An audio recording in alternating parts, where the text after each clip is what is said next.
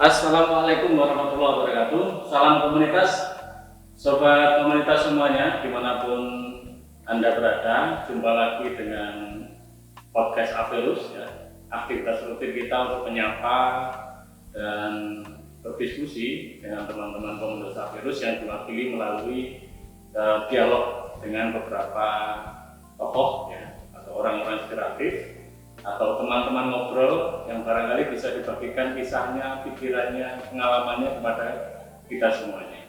Dan hari ini luar biasa, kita berkesempatan untuk ngobrol bareng dengan Mas Slamet Tohari. Ya, terima Apa kasih. kabar Mas? Baik. Mas Slamet Tohari atau Mas Amek ini adalah seorang yang multi talent ya. Profesinya banyak. Selain pengajar, juga aktivis, juga akademisi, juga intelektual, dan sudah malang melintang di dunia akademisi, khususnya di tema inklusi sosial, dan beberapa kali juga nongol di TV ya. Barangkali kawan-kawan sahabat komunitas, sahabat-sahabatnya juga sudah menyapa.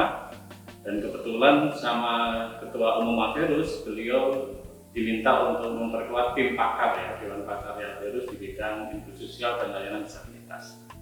Nah, kita mau ngobrol-ngobrol nih Mas Amek. Siap. Lagi sibuk apa ini selain ngajar? Saya sedang sementara lagi ada di sebuah jaringan namanya AIDRAN. Oh, AIDRAN ya. Masih ya? Indonesia Disability Research and Advocacy Network. Saya sebagai ketua di bagian di Indonesianya. Oh, ini profesi lainnya riseter ya. Jadi tidak hanya riset di urusan tugas akademik kampus, saya memang riseter sebagai profesi ya. Nah, di mana-mana sudah di-hire untuk beberapa riset-riset yang membutuhkan keahlian dan kepakaran beliau. Itu apa yang dikaji Mas di Indonesia? Jadi sebenarnya ini adalah jaringan gitu antara para peneliti disabilitas dan advokat disabilitas di Australia dan juga di Indonesia, karena kita ini negara tetangga. Kemudian di sisi lain juga Indonesia sebagai negara berkembang dan sana negara maju, ada yang mungkin perlu di-share. Kemudian siapa tahu dengan apa yang pengalaman di Indonesia, pengalaman di Australia itu bisa membuahkan hasil atau bisa memberi inspirasi untuk pertukaran pengetahuan ya. Pertukaran pengetahuan di antara kedua negara. Kebetulan saya di Dapu sebagai ketuanya untuk wilayah Indonesia. Gitu. Asli Jogja Mas? Saya asli Kudus sebenarnya. Oh, Kudus ya. Tinggal di Jogja, istri orang Jogja, dan 10 tahun yang lalu saya pindah ke Malang dan ya di sini. Proses akademiknya dimulai dari S1 di UGM, Ya, ngambil filsafat. ya benar. Ini jurusan yang paling sedikit diminati sebenarnya. Selain juga mungkin orientasinya kemana juga mungkin masih bingung ya mahasiswa itu juga susah gitu. Jurusan filsafat dulu motivasinya apa? Waktu SMA mungkin apa sudah suka baca-baca buku filsafat itu atau gimana? Ya benar bahwa pada saat SMA saya kebetulan pesantren ya. Kemudian backgroundnya pesantren ya? Ya backgroundnya pesantren, membaca filsafat. Tetapi urgensi dari ketika itu alasan pertama memilih jurusan filsafat adalah karena fisik saya ya. Saya seorang difabel, kemudian berpikir bahwa apa ya yang itu kan dulu belum tahu bahwa akan ada inklusi sosial seperti ini, jadi kemudian memilih menekuni ilmu yang sekiranya tidak perlu turun lapangan. Kira-kira pilihannya begitu.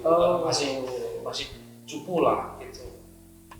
Belum tahu ada motor roda 3, belum tahu dulu belum ada Gojek dan seterusnya, takutnya akan mengalami kesulitan sehingga memilih jurusan-jurusan yang sekiranya tidak turun lapangan, sehingga ada sastra, ada filsafat salah satunya, kemudian kepilihnya yang filsafat ini.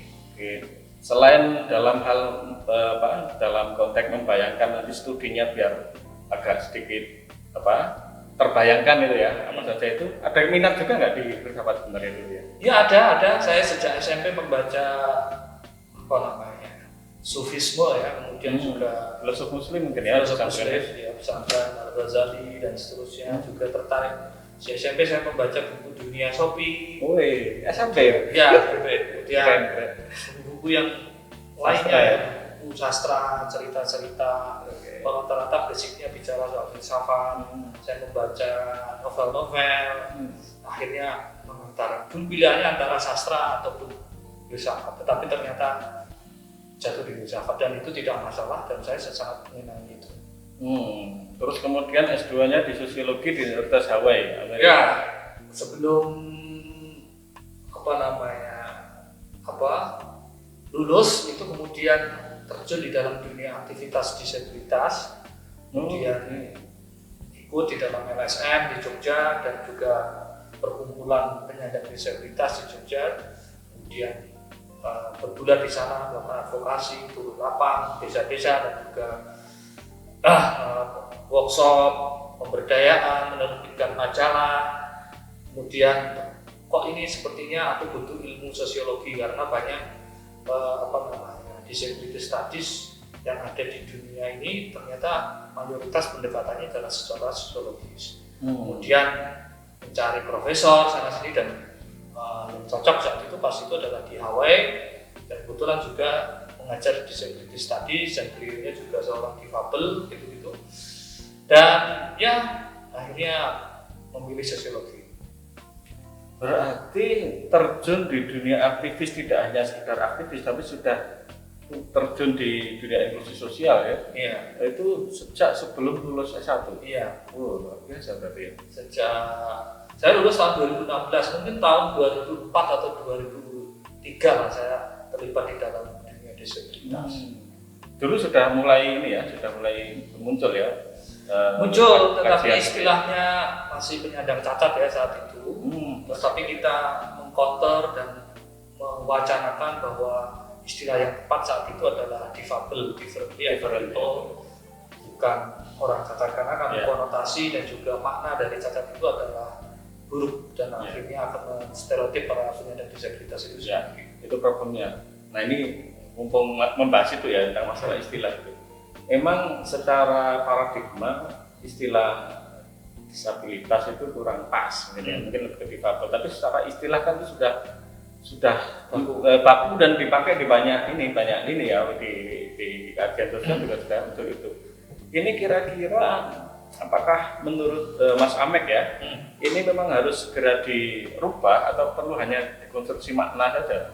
Kalau istilahnya jadi seperti itu. sebenarnya begini, jadi dulu banyak istilah ya, ada istilah penyandang disabilitas.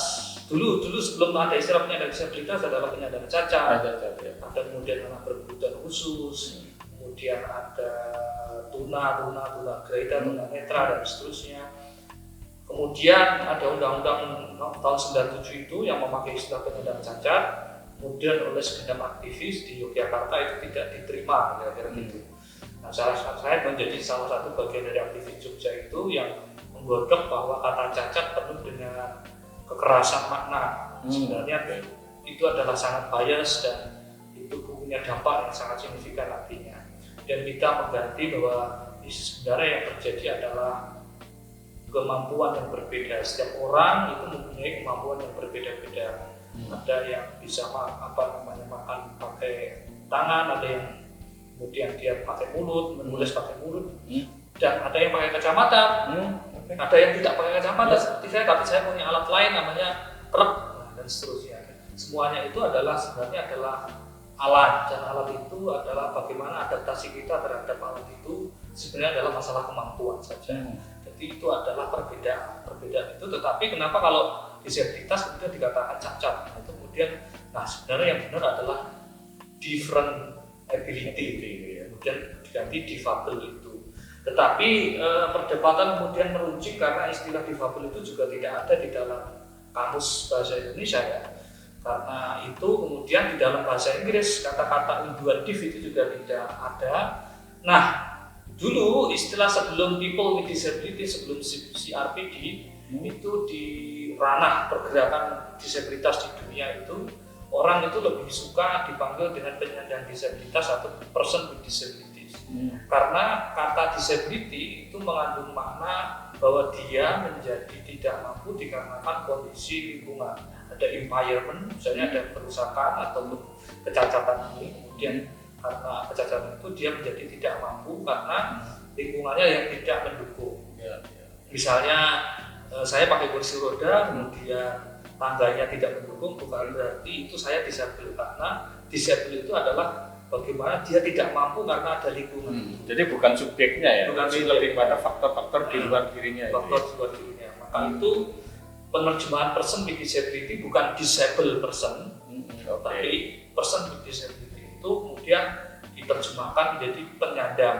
Person with itu adalah penyandang disabilitas. Jadi makna istilah itu sampai sekarang masih bisa diterima Masih gitu ya, bisa. dengan pemaknaan itu ya. Iya. Ya, tapi juga ada banyak istilah, ada naradaya, ada macam-macam ya, sehingga banyak sekali, sehingga akhirnya pemerintah memilih menggunakan kata itu. Dan itu berlaku sampai semuanya itu. ya, Istilah tuna-tuna itu sekarang sudah tidak dipakai. kemudian disabilitas netra, disabilitas daksa, disabilitas apa dan seterusnya itu. Sampai ke instrumen kebijakan juga sudah tidak menggunakan itu ya. Iya, tidak bisa. Oke, saya mau berbagi cerita sedikit begini ya. Ini tadi menyinggung kacamata. Jadi saya ada pengalaman kecil itu begini. Saya itu pakai kacamata itu sejak kelas 1 SD. Itu pun ketahuannya ketika ada pemeriksaan kesehatan di sekolah ya. Andai kata itu tidak dilakukan dari SD, mungkin saya ketahuannya agak terlambat.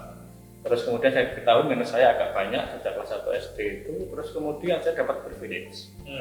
Saya selalu duduk di depan sehingga selalu mendapatkan akses terhadap pengajaran guru itu. Dan karena masih kecil ya enjoy saja, nikmat saja itu. Itu berlaku sejak MI, kemudian juga Sanawiyah, terus kemudian juga Aliyah, SMA ya. Dan itu juga berdampak pada mungkin akademik saya di era itu bagus. Nah, kemudian menginjak ke kuliah nih kan, Brawijaya kan, ya itu kan agak sekultur ya, saya orang kampung terus kemudian kuliah di Malang. Gimana proses orang duduk itu tidak diatur bagaimana di sekolah itu, tapi bagaimana bebas itu akhirnya saya tidak bisa duduk di depan. Ada dua faktor, karena saya tidak lagi mendapatkan pengistimewaan privilege. Juga masalah kenyamanan, karena biasanya duduk di depan itu adalah perempuan-perempuan yang pakaiannya seksi-seksi gitu kan ya. Yang itu nggak nyaman, itu agak sekultur itu. Akhirnya saya merasa bahwa saya ini agak termarginalkan, ada perasaan gitu.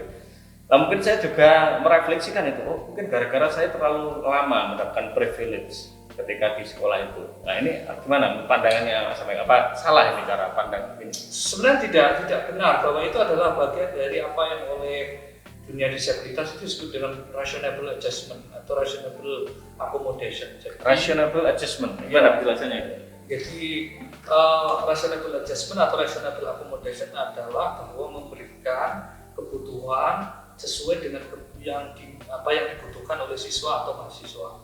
Jadi kita misalnya harus duduk di depan karena itu adalah terkait dengan halangan atau pendengaran ataupun yang lain, itu yang tidak masalah, karena itu kan adalah masalah pengkondisian saja. Nah, misalnya dia butuh bahasa isyarat, ya harus diberi. Misalnya dia butuh untuk waktu untuk break, ya dia harus dikasih waktu untuk break, untuk keluar dan seterusnya.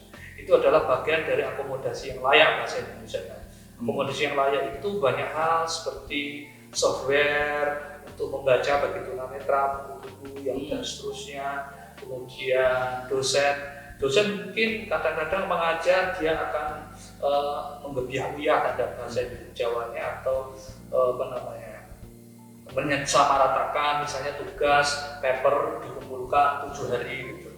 Padahal ada yang di situ disleksia, ada yang tunanetra, ada yang dia mungkin tidak punya tangan. Dia membutuhkan waktu yang lama. Maka harus ada proses assessment, harus ada proses adaptasi, bagaimana kemudian apa itu yang harus dibutuhkan. Misalnya waktunya diperpanjang tambah 2 hari dikarenakan memang kondisinya seperti itu, atau misalnya tugasnya diganti juga bisa. Maka itu ada dalam konteks inklusi pendidikan, itu ada substitusi, omisi, ada duplikasi, dan juga ada substitusi, duplikasi, dan juga ada omisi, dibuang, tapi juga bisa diganti. Diganti artinya misalnya saya tuli misalnya, saya nggak bisa mendengar untuk sastra Inggris, kan dia nggak mungkin listening, maka harus dibuang, diganti dengan apa saja yang kemudian kualitasnya sama tapi bentuknya berbeda. Saya misalnya tidak bisa bicara, mata kuliahnya soal pidato, atau misalnya soal harus wawancara kepada kelompok marginal, misalnya anak jalanan, saya kan tidak bisa wawancara. Nanti, nah kemudian bagaimana kalau saya ganti dengan membuat video misalnya dan seterusnya. Saya kira itu kualitasnya sama, tetapi bentuk yang berbeda. Saya kira itu tidak masalah. Itu adalah bagian dari inklusi sosial. Demikian pula apa yang dilakukan oleh gurunya Mas Rian tadi di sekolah itu tadi, itu adalah hal yang sangat lumrah. Itu adalah bagian dari rational accommodation atau rational adjustment itu tadi. Gitu. Ini kan menjadi concern-nya Mas Amek ya, terutama di masalah inklusi di dunia pendidikan, bahkan juga penghargaan dari Kemenpora waktu itu juga di bidang itu ya. Ya, Kemenpora pernah ya, tapi lembaga saya pernah dapat penghargaan di Vienna oleh PBB karena berhasil memberikan inspirasi untuk pendidikan inklusif terutama di perguruan tinggi. Itu kan kemudian andai kata itu diterima ya, pandangan-pandangan itu harus melakukan asesmen, harus ada pembacaan terhadap pengguna layanan ya, termasuk di pendidikan, itu kan menjadi prosesnya menjadi agak ribet. Ya. Belum tentu juga sekitar akademik atau publik itu ya mau beribet-ribet dengan proses itu. Ya. Ini tantangannya gimana? Ini mungkin juga berhubungan dengan latar belakang Mas Amek dan kawan-kawan mendirikan PSLD ya di Brawijaya itu ya. Ya, tantangannya mungkin memang banyak sekali pejabat ataupun guru atau dosen di sekolah dasar pelatih guru itu yang tidak adaptif dan tidak progresif, tidak mau mengupdate gitu ya hal-hal yang telah berkembang di dalam dunia pendidikan. Berbagai riset menunjukkan bahwa ketika orang itu digabung misalnya yang disabilitas maupun non-disabilitas dan dari berbagai latar belakang, justru kemampuan motorik maupun kemampuan kognitifnya itu jauh lebih baik. Misalnya taruhlah Anda bukan difabel, tapi bersatu dengan difabel, bersatu dengan agama yang berbeda, dari berbagai latar belakang yang berbeda, itu akan jauh lebih multikulturalis dan jauh lebih cenderung untuk bersikap altruis daripada misalnya satu agama, perempuan semuanya, semuanya dari suku yang sama dan seterusnya. Nah, ada juga banyak riset yang menunjukkan dari khusus bagi difabel ketika dia digabung dan di adjustment dengan teman-teman, dan itu justru juga pendidikannya menjadi lebih baik karena harusnya memang orang seusia anak tersebut misalnya itu tidak harus dipisahkan. Dengan begitu dia akan tumbuh dengan lebih baik secara psikis maupun secara kognitif maupun motoris juga. Seperti itu kalau di dalam dunia pendidikan. Nah, tinggal aja bagaimana mengemasnya apa yang saya sebut dengan universal design learning, atau bagaimana learning atau proses pembelajaran di kelas itu bersifat universal dan bisa mengakomodir dan bisa lebih ramah dan adaptif terhadap berbagai kebutuhan dan latar belakang anak itu sendiri. Gitu. Dalam pendidikan seperti itu. Ya, dan proses itu juga dikonfirmasi melalai riset-riset yang Mas Amek lakukan ya. Salah satu risetnya yang dilakukan di Brawijaya itu tentang masalah akses pada penyandang disabilitas di kampus. Ini tidak ngomong tentang Brawijayanya. Mungkin dari penelitian itu apa yang ditemukan? Hal-hal yang kira-kira perlu dibenahi atau kemudian perlu diperbaiki, baik itu di luar persepsi maupun di ranah kebijakannya, apa semuanya di riset itu? Saya tidak akan ngomong spesifik riset ya, tetapi begini, adanya penyandang disabilitas di sebuah kampus itu memberikan inspirasi bagi para peneliti dan juga para pengajar untuk memberikan inovasi pembelajaran dan juga penelitian. Banyak sekali temuan-temuan dosen itu kemudian meneliti bagaimana peta untuk tuli, bagaimana peta untuk tunanetra dan seterusnya. Itu kan luar biasa, bahkan itu di level teknologi. Bagaimana e-commerce bagi para penyandang disabilitas. Hal itu mereka tidak bersentuhan, akhirnya kan tidak ada itu ya, tidak ada hal-hal kayak gitu yang kemudian menjadi concern mereka. Ada yang kemudian menemukan bagaimana kursi roda itu tidak digerakkan melalui pikiran. Nah itu kan justru inovasi dibangun dari situ. Riset dari International Center for Disability Evidence di UK misalnya menunjukkan di berbagai negara justru sikap inklusi itu yang konon dianggap oleh banyak orang akan merugikan banyak orang karena akan menambah kos, buat ribet dan seterusnya. Tapi justru tidak, justru malah misalnya di Bangladesh sekian persen itu malah menambah income para guru dan juga menambah pekerjaan karena ada pendamping atau caregiver, ada juga atau caregiver ada pendamping kan, sehingga itu membutuhkan bayaran, dan apabila semua itu bila ditotal daripada mendirikan sekolah luar biasa itu jumlahnya lebih murah. Karena negara mensupport itu juga. Dan itu lebih murah, dan juga ekonominya menjadi lebih sirkulasi uangnya menjadi lebih banyak, yang terlibat juga banyak, akhirnya income-nya bertambah dan pertumbuhan ekonomi juga. Itu diafirmasi juga di China, di Hong Kong, di Bangladesh, Pakistan, dan di banyak negara bahwa justru inklusivitas entah itu dalam dunia pendidikan maupun dalam masyarakat itu naik, bukan mengurangi budget, justru malah menaikkan income masyarakat. Contoh misalnya kereta ataupun transportasi. Kalau transportasinya tidak ramah terhadap difabel, itu berarti sama saja membunuh kelompok manula untuk tidak bisa bermobilitas. Maka dia harus pesen misalnya taksi khusus, dan itu lebih mahal. Tapi kalau misalnya transportasi itu ramah difabel, manula, dan semuanya itu bisa pergi ke sana kemari, maka operasi ekonomi jauh lebih murah. Dan itu dihitung dan ternyata malah menguntungkan. Gitu. Dan hari ini minimal di dunia pendidikan, awareness terhadap inklusi sosial khususnya bagi yang disabilitas itu sudah diadopsi ya. Hampir semua kampus bahkan juga ada perpresnya kayaknya harus ada semacam TLSD itu ya. Iya, ada unit layanan disabilitas, tapi memang di Indonesia itu tidak semua kampus. Semenjak Universitas Brawijaya dan UIN Sunan Kalijaga kemudian tumbuh lagi banyak center disabilitas ini, seperti di UNESA, seperti halnya di UNS Solo, kemudian muncul juga di UNY dan seterusnya. Itu banyak sekali. Kira-kira kalau tidak salah saya ada, kalau boleh menyaksikan, kalau boleh menghitung, mungkin salah ini hitungan kasar, sekitar ada 10 kampus yang sudah mulai terbuka dan membuka dan memberikan layanan terhadap penyandang disabilitas itu. Yang itu prosesnya karena transformasi ya, bukan karena dipaksa oleh kebijakan itu ya. Banyak di antara kampus-kampus itu berkunjung ke kami, dibanding belajar, di copy paste caranya dan seterusnya. Bahkan dari Malaysia pernah ke sini. Gitu. Tapi perpres sendiri katanya sudah ada. PP dan juga Kemenristek Dikti ada juga. Semacam himbauan itu surat edaran? Surat edaran juga ada semuanya ada. Itu masalah tidak semua kampus mampu memenuhi kebutuhan itu. Ya tadi belum terbuka kan alasannya adalah akan menambah kos tadi itu. Tapi secara urgensi kampus apakah perlu memberikan perhatian khusus atau konsentrasi khusus terhadap layanan disabilitas itu sudah pasti iya ya? Ya harusnya iya karena ya pendidikan harus untuk semua orang ya. Dan banyak bukti ya bahwa ketika kampus itu aksesibel, profesor-profesor yang tua, ibu hamil itu masih produktif karena gedungnya nyaman, semuanya nyaman gitu. Dan kalau dia nggak aksesibel, akhirnya banyak yang mungkin usia yang tidak begitu tua sudah retire, dikarenakan gedungnya tidak ramah dan seterusnya. Dan itu juga bagian dari upaya proses untuk menunjukkan inklusi sosial tadi. Iya.